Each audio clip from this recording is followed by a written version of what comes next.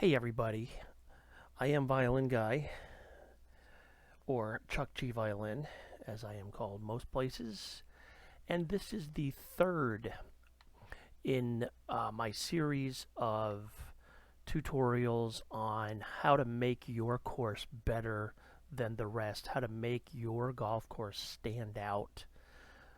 And these are tips, tricks, whatever you want to call them, that maybe a newbie designer doesn't know, or just things you can do that are the hallmarks of a more veteran, experienced designer.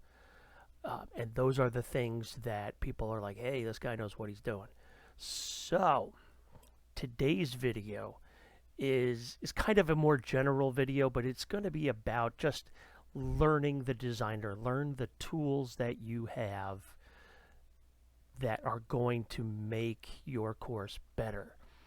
All right, we talked about this a little bit with these bunkers. This is my, of course, Tutorial Hills golf course that we're working on, so to speak. We're not going to ever finish it, but you know what I mean. So these bunkers here, when I make a bunker, I generally use brushes. I will use splines if I want a bunker in the middle of my fairway, but I don't design a lot of courses like that. But I use these shapes, and there are 3 pages of them, as you can see right there. And these are all the different, just kind of basic, standard shapes that you have.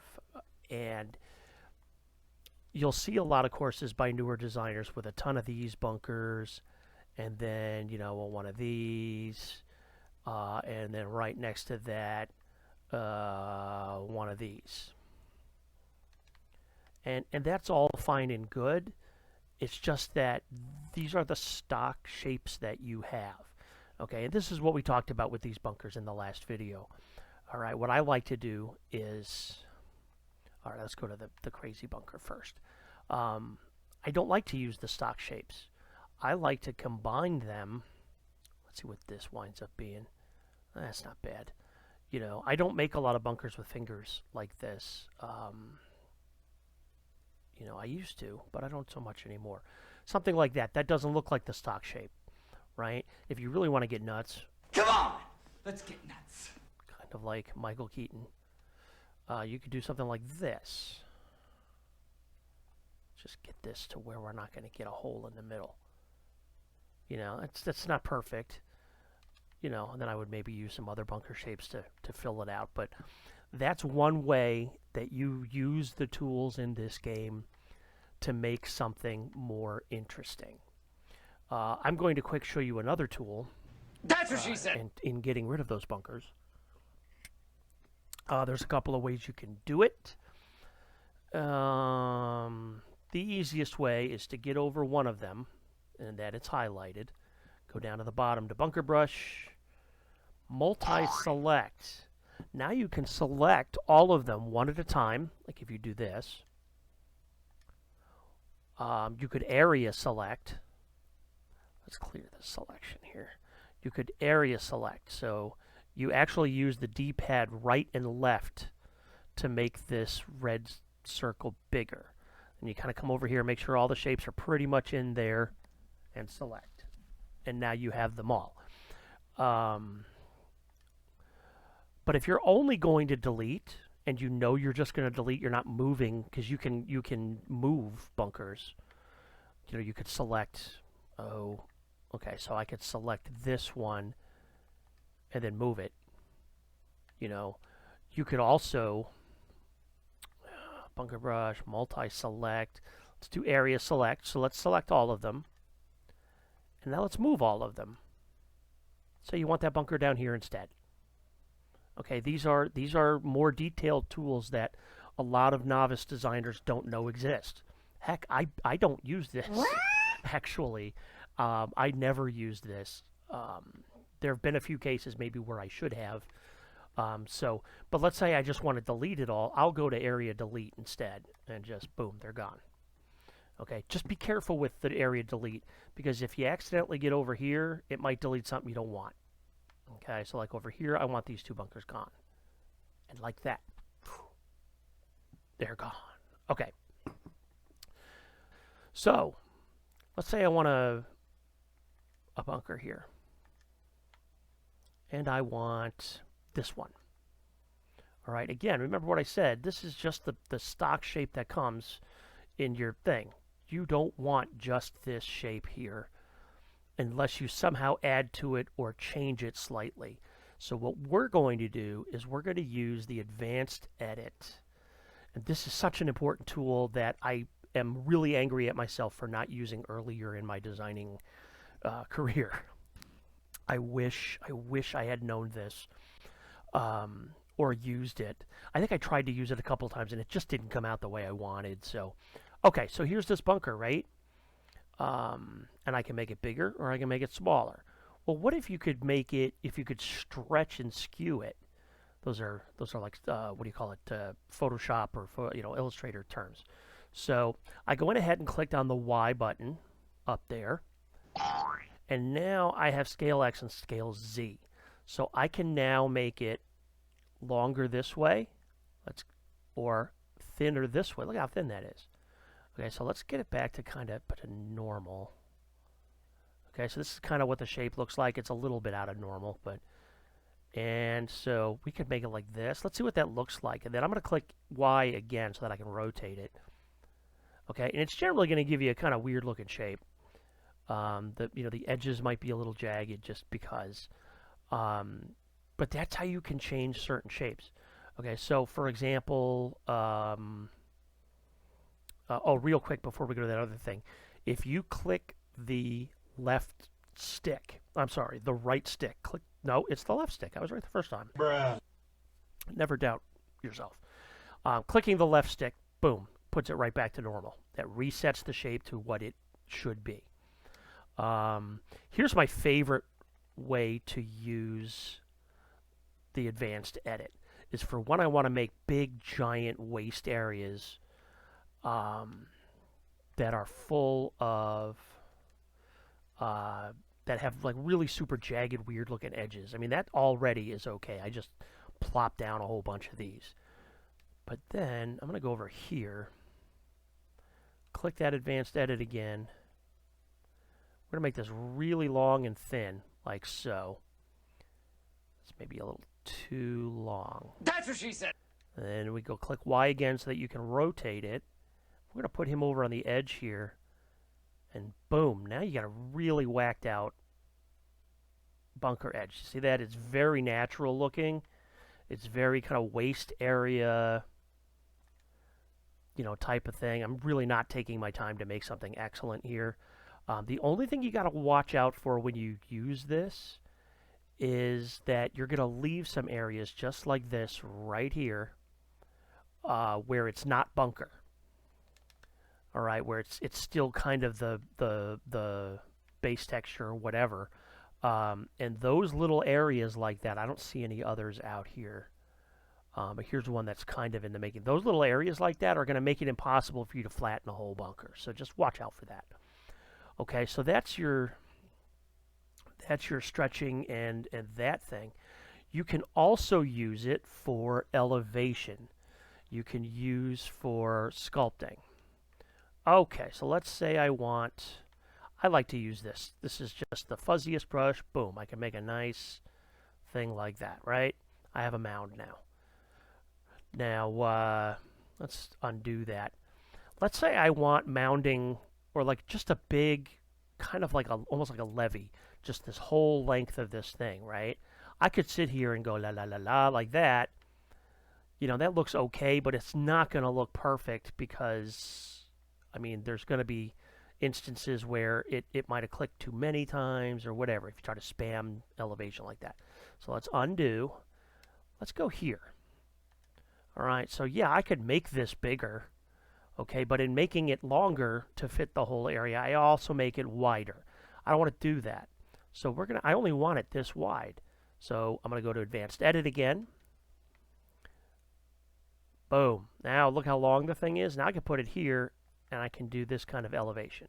Oh. And now I have a long, thin, not perfectly even, but pretty darn natural looking, kind of a mounding, well, a natural barrier, so to speak. It's good for like if you're designing a links course and you want mounds on either side of the golf course. I could do the same thing again over here. It just kind of gives that little. Okay, I mean, again, this example is very rough and not elegant at all. But just for sake of this video, okay, this is what this is what the advanced edit can do for you. Okay, so I've got this. I want to reset the shape to normal. I'm going to click the left stick. Oops, I got to get out of that. Click the left stick and bang, it's back to normal. Say you want like to have a little like a river or something like that.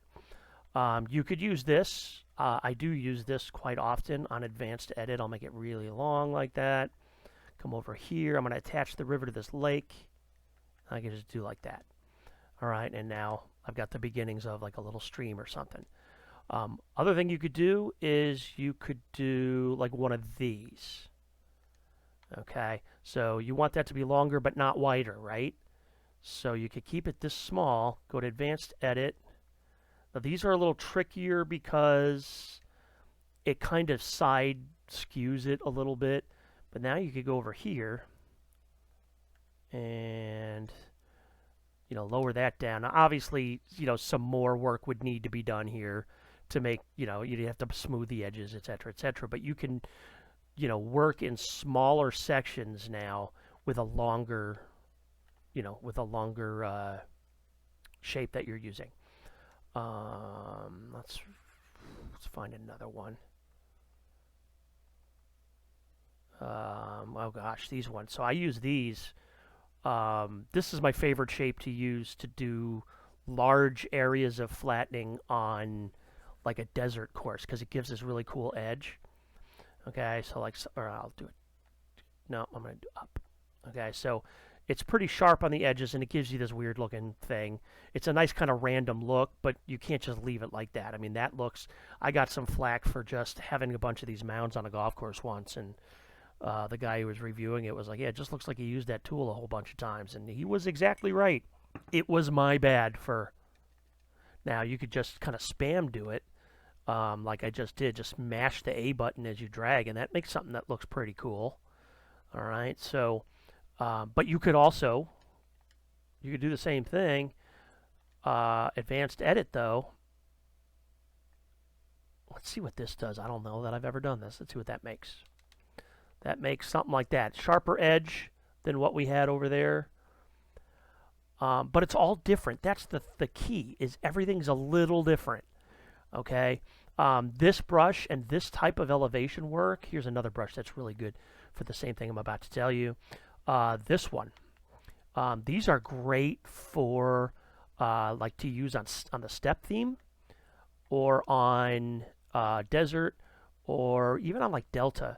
It'll give you kind of a sharp, kind of random edge, but on step and desert, mostly step is the most, it gives you kind of a rocky face. So I use that a lot when I'm creating big, giant mountains. Like, I'll just go ahead and do one just for fun.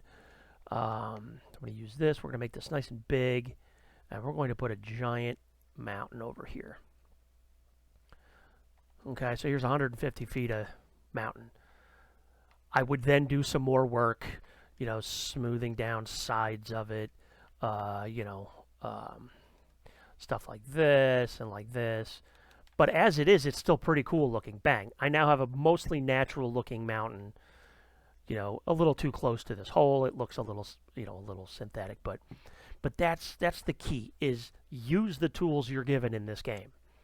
And the tools that you need to use. I already went over one of them, I think, in the first video, the measuring tool. But this advanced edit tool is so powerful. You could use it for so many things. For weird looking bunkers to any of that stuff. make sure that you use it. You use it for water. Now, water can only be square and can only be flat. But, oh, real quick, I want to show you something that the advanced edit can do. This is going to wind up being a little longer video than I want, but oops. So I have advanced edit on, so I want to get it off, and I want to get to this. And I want to get this side lower. Okay, so let's say this side's lower than this side, and I want a bridge.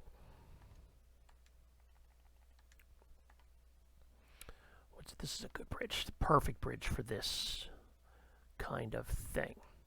I want this bridge. Okay, that looks cool. So this side is kind of like right where I want it on the left side, kind of right there, blends into the grass real nice. I want to put it more up here. Turn it just a little bit, and that I would then adjust that. But over here, because it's lower, this looks stupid. So you could drive a golf cart over that.